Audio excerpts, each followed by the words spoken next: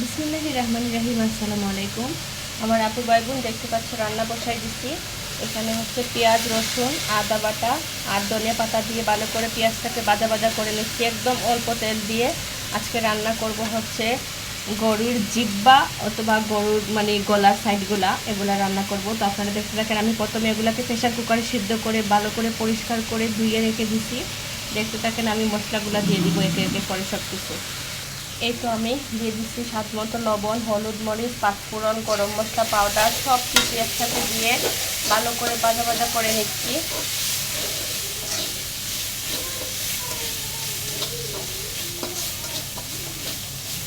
দিয়ে দিব অল্প একটু ঝোল, হালকা অল্প একটু পানি দিলাম যাতে তলায় যাতে না লেগে যায়, এই জন্য।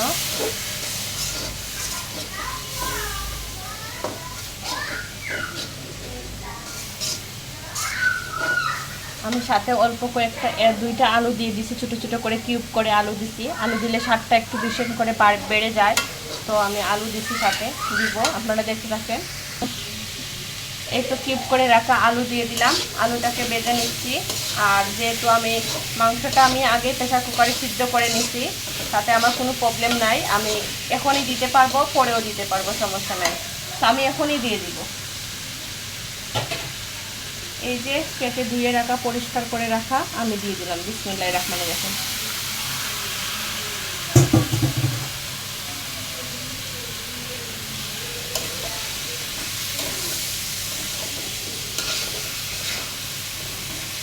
ভালো করে কষিয়ে নিচ্ছি।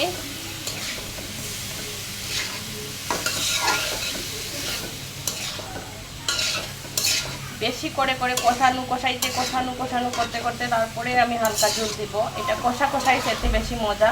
যেহেতু আমার সিদ্ধ করা আছে আমার কোনো সমস্যা নাই, আমি এইভাবে কষিয়েই নামিয়ে নিব। আপনারা দেখতে থাকেন। আর আমি জালটা কমই দিছি, আমার একটু সমস্যা আছে। নর্মালি এমনিতেই জাল কম খাই, আর এখন আর একটু সমস্যা হচ্ছে আমার, তো এই জন্য আরও জালটা কম দিলাম।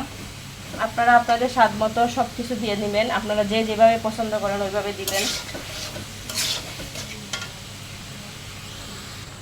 দিয়ে দিলাম ফ্রোজিং করে রাখা টমেটো দিয়ে আমি ভালো করে কষিয়ে নিব। আমার কষানোর মধ্যেই রান্নাটা কমপ্লিট হবে। তো আপনারা ফাইনাল লুকস দেখতে পাবেন। দেখেন অলমোস্ট আমার রান্না ডান। এই যে দেখেন আলু টালু সব সিদ্ধ হয়ে গেছে, আমার মাংসটা একদম কষাভাবে হয়ে গেছে। তো আমি একদম ডিম আগুনে এখন আবার একটু রেখে দিব। তো প্লিজ যদি ভিডিওটি ভালো লাগে আপনারা লাইক কমেন্ট করবেন, পাশে থাকবেন, শেয়ার করবেন। আর আপনারাও একবার এইভাবে রান্না করবেন, দেখবেন আপনাদের কাছেও ভালো লাগবে। তো সবাই ভালো থাকবেন। আসসালামু আলাইকুম।